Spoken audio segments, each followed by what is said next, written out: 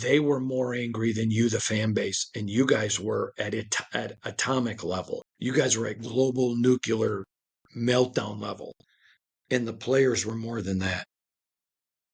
The players were they were more. They were angry, frustrated. I talked with one of them on the phone, and I'd never heard them in that context. They were so mad, and the thing that stood out to me was they were mad at themselves. We're better than this. This is not who we are.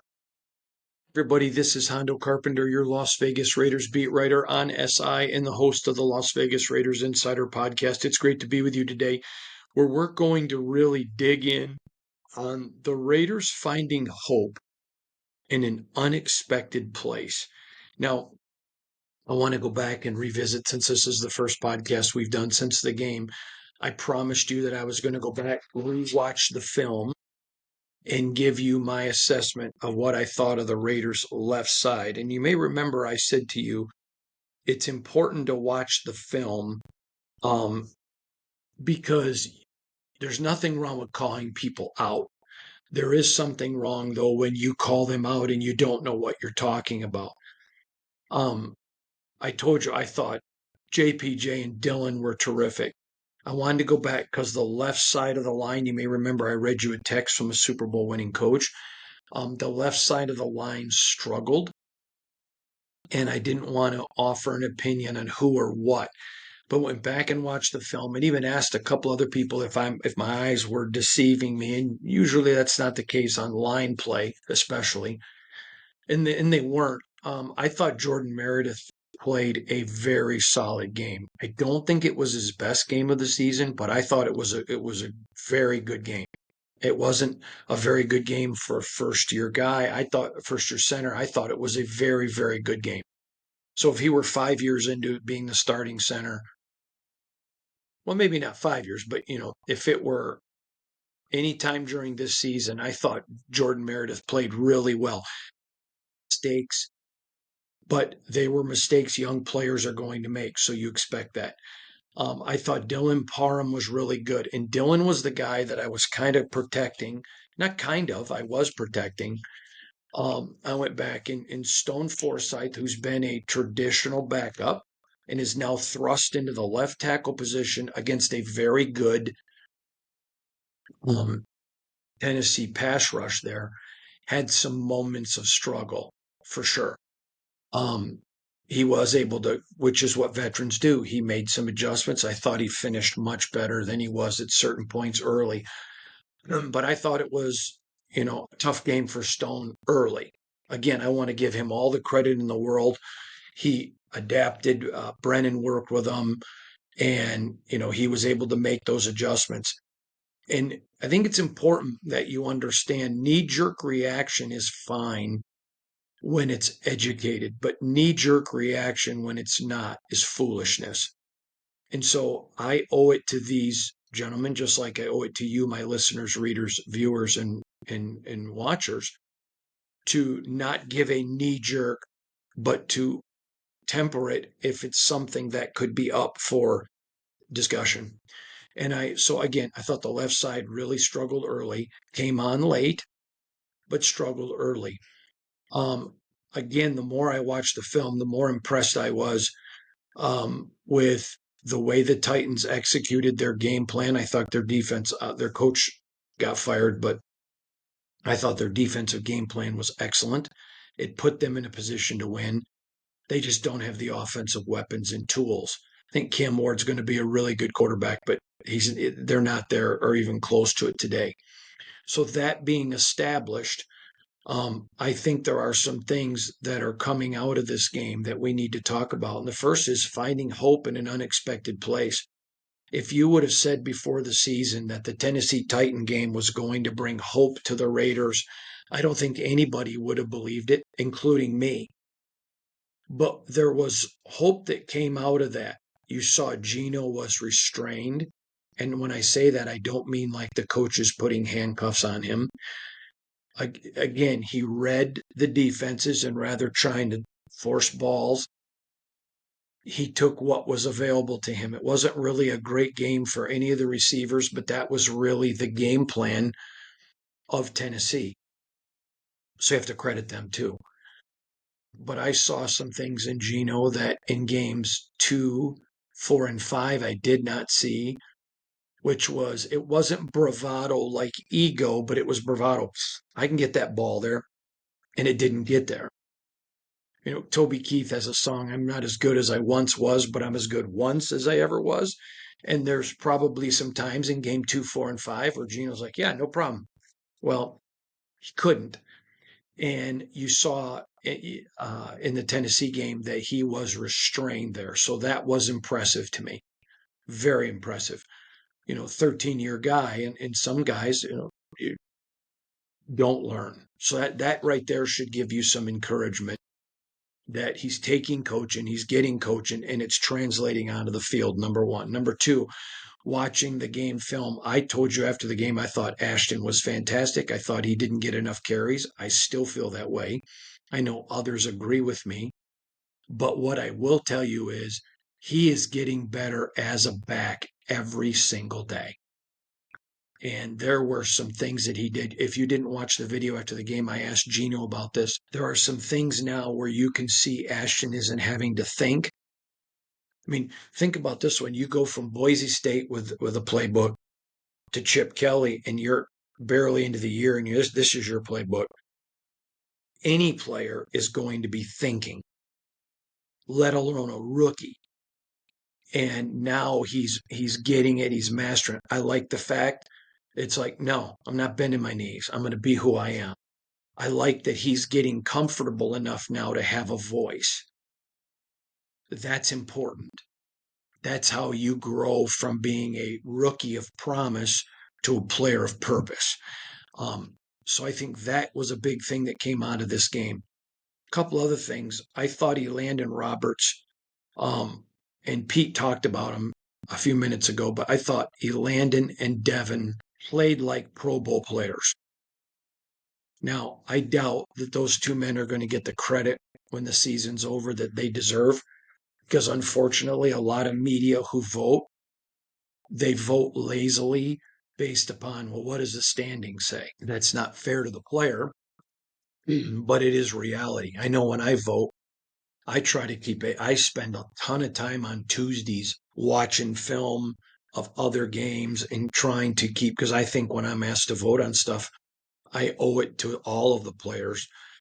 And, I pay a lot of attention. Tuesday's a huge film day for me. So, but I thought the two of them played absolute like all pros. And coming into the season, if I had said to you that the Raiders were going to have two all pro type linebackers, nobody would have believed it, myself included. But you come out of this game and you're like, okay, that defense is absolutely one of the elites in the NFL. And yeah, you have Max Crosby. Yeah, you've got, Adam Butler. Thomas Booker's playing out of his mind. Tyree Wilson's playing his best football of his career. Jonah Lalu. I mean, we don't even talk enough. It's funny. Jonah is this huge, big personality. I guess he's not too tall, but he's big. And he's just gentle. I love the Polynesian people. If you know the Polynesian people, you don't screw with them. But they're very, when I say mild mannered, what I mean by that is they're not into bravado.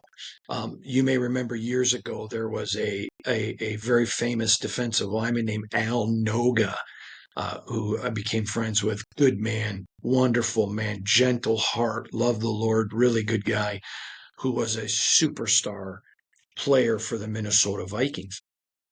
And that is, if you're going to go to war, you want the Polynesian people on your side because they're tough as nails, but they're just genuinely warm, some of the warmest people on planet Earth. And so you meet Jonah, and he's totally that, totally just warm and kind. And then you see him on the football field, and he just becomes like this possessed. I don't even know the word. He just plays so tough. We've got to start giving Jonah more credit. That's my fault. I need to be putting him more at the forefront. But you just look at this Raiders defense. Robbie Leonard, if this guy hasn't earned a defensive coordinator's job, nobody has. Nobody has. Robbie Leonard is the best defensive line coach in the National Football League, and it is a joke that he's not a DC. So there you go. That's what I think about Robbie. Linebacker play has been outstanding. Lonnie Johnson is battling to get back. Aiden O'Connell's recovery is coming really well. I think we're closer to having Lonnie back than Aiden, but both men are just rehabbing at a very high level. I'm not saying Aiden because I think there's a quarterback controversy. There isn't none. There isn't one. So let's not pretend. But they're both battling to come back. Certainly, this is not a definitive word. Okay? This is Hondo gut instinct after talking to Pete on Monday. I would be very doubtful that we're going to see Brock up in Kansas City, but that's not a word from the team. That's just Hondo Carpenter saying, based on Pete and Pete's body language, I definitely got that feeling. I want to go back to AJ Cole. I talked about him after the game, and you talk about hope emerging in an unexpected place. I don't care if you're a fan of a team or not, you don't like to see people get hurt. And I talked at length after the game about AJ Cole and how injured he was. And when I would watch him in the game on Sunday, and it was clear he wasn't anywhere near to 100% and just booming that ball and know how painful it had to be. It was just a tremendously tough performance. I want to go back to Geno, and then I want to turn my attention to something else. Geno Smith has deserved all of the criticism he has taken this year. Okay, I'm going to make that abundantly clear. Every bit of the criticism that he has received, that I have seen, he has deserved. That said, there's nobody that should be questioning that young man's toughness. Well, he's in his mid 30s. I guess he's not a young man anymore, but still, hey, it's still young to me in my mid 50s. I credit him for a million things. One of them was watching the film. There were 2 or 3 times where he just stood in that pocket and took a beating. Now, some of it was because he held the football too long. That's on him. There were a couple times I felt like he could have easily gotten rid of the ball and not taken some hits. And those are all fair criticisms, but you can't question that young man's toughness. Just can't do it. And if you do, you look silly. You can question a lot of his play, but you can't question toughness. I thought Michael Mayer, despite the scheme that Tennessee ran, was also very good. But let's talk about another guy. Talk about hope emerging from an unexpected place. Kyu Blu Kelly, gets taken out of a senior role, and responds with complete, utter toughness. And I think that kid's got an opportunity to be really, really special. And let's just be frank, going into training camp, nobody was talking other than Kyu's family about Kyu. The Raiders weren't. Not one time before training camp and talking to people on or off the record did someone say, keep your eye on Kyu Blu. No, there was, he may be able to make the practice squad. And that young man, but the way he responded to being told, all right, take a back seat here for a minute. You got some starts, but you did, your people are attacking you. You're not performing at the best. The way he responded was incredibly impressive. If you DVR'd the game, go back and just keep your eyes on Kyu Blu Kelly. Very, very good. All right, I said something after the game that I truly believed, but after watching the film, I think I need to go back and revise. I told you after the game I thought the special teams was improved, but still I thought there were some errors. Looking back now, specifically one thing that I felt was an error, and I'm not going to discuss it here because it would give away some schematic things, was something actually that the Raiders were trying to do schematically. So it wasn't someone in doing something wrong. It was someone adjusting. So I think the special teams was even better than I thought. And again, we're not pretending like they just went and beat the Buffalo Bills or they just beat, whomever, or went up to Kansas City and beat the Chiefs. We're talking about they just beat the worst team in football. But it's still, there are no apologies for a win, nor should there be. So I think that's important. All right. So now I want to get to where do they go from here? Now, when you're a coach, Nick Saban, I learned this from Nick. When his team would win, he would be the most obstinate, for lack of a better term, but it's true, SOB in the world. He was brutal. But when his guys lost, he was as gentle as Nick could be. And he believed that, when they're feeling good about themselves, you can really push. But when they're not, you got to love them.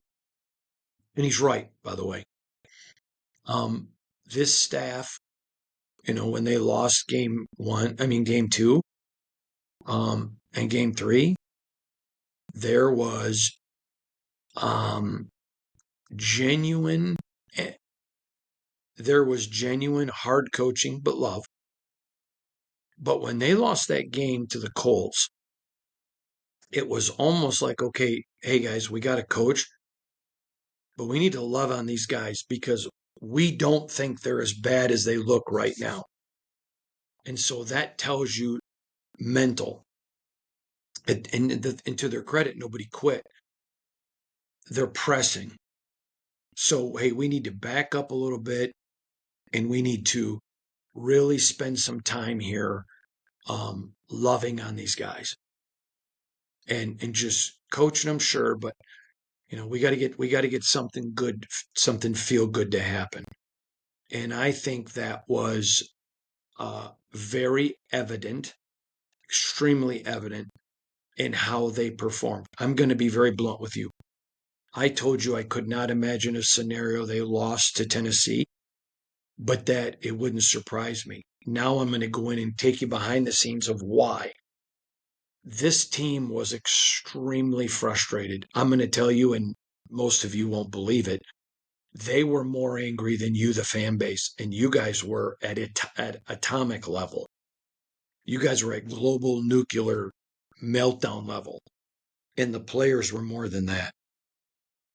The players were they were more. They were angry, frustrated. I talked with one of them on the phone, and I'd never heard them in that context. They were so mad, and the thing that stood out to me was they were mad at themselves. They were mad at, we're better than this. This is not who we are. This particular player even said to me on the phone, I feel terrible because you went out and told them how good we were looking because we were. And he said, I read some of the social media comments towards you. And he goes, I feel bad. He apologized to me, which he didn't need to, just his character. Anyways, so I didn't know, is this staff going to be able to reach them? Are they going to be able to get them and just get them on the winning side? If you're a parent and you've ever parented teenagers, every kid goes through hard times. And when they do, sometimes you just need to get your kid a victory. You just need something good to happen so you can say, see, it's all right. It's all right. You're going to be okay. And if you've ever parented a teenager, sometimes they'll just tune you out and they don't hear you. And because they're here and they're so emotional and they're not luckily these guys are a little bit older. They're not, 13, 14, 15. So their brain's more developed. And this staff was able, and I'm going to tell you, there was one thing that I talked to Pete about on Monday that really told me a lot. There were thousands of empty seats. It was the most empty game at Allegiant Stadium not counting COVID when there are no fans allowed. That crowd was extremely loud. Wow. And I mean that. Wow. And there was a moment, a couple of times where Tennessee got penalties, but there was one in particular where I looked at Pete and he's applauding and he's looking up. And it appeared to me, I didn't want to talk about this after the game until I could talk to Pete. It appeared to me that Pete was almost applauding the fans. And so I asked him on Monday, and I encourage you to go watch the film if you didn't. Watch the video. But I asked Pete, I said, you're trying to rebuild this franchise, and there was a lot of empty seats, but they were loud, they were good. And after one of the penalties, it looked like you were applauding them. And he said he absolutely was. And I'm going to say something. And I know this makes people angry, and I don't care because it's truthful. But I have such a respect for the Raider Nation.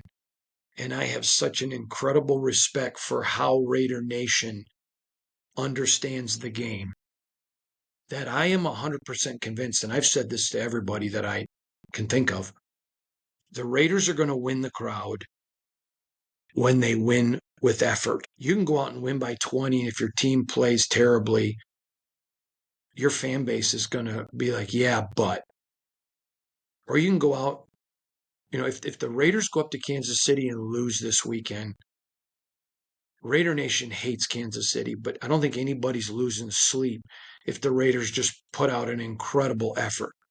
No interceptions from Geno, and Ashton runs his tail off. And can you imagine if the Raiders go up there and lost like 14-13, 21-20? Raider fans going to be very disappointed because that's it. Just win, baby. But if the effort's there, where Raider Nation loses their temper is when they feel like, no, your effort doesn't match us. Raider Nation is at its heart, it's got blue and white collar folk, but they all have a blue collar mentality. No, you can be a white collar worker with a blue collar mentality, that hard work ethic, that has nothing to do with color, has nothing to do with politics, has nothing to do with religion. It's a mentality. You either have it or you don't. And people with that blue collar, hard work, I'm going to pull my part, you're my brother, I'm loyal, they just tend to gravitate towards Raider Nation. And I've said effort will win the crowd. This is a very smart fan base that's very well aware when you're giving effort and when you're not. And so what I would say to you was finding hope in unexpected places. I think it was a crowd that was small, that was enormously loud for effort. I think it's seeing your 13-year veteran quarterback making better choices. Now, you can make an argument if he should have to after 13 years. That's not the point. This is about finding hope in unexpected places. It's watching Caillou Blue Kelly. It's watching Jonah Lalu. It's watching young players going through maturation. I'm going to tell you this much. It's a new era in this building here today. It's one that, all right, we got to get back to work. But it's nice to go back to work with a smile. That's a big deal. That's an enormously big deal. And that's what stood out to me today. Thanks, everybody. Appreciate you. And we'll see you back here again. Got a special thing for you tomorrow on the podcast. Have a great Tuesday.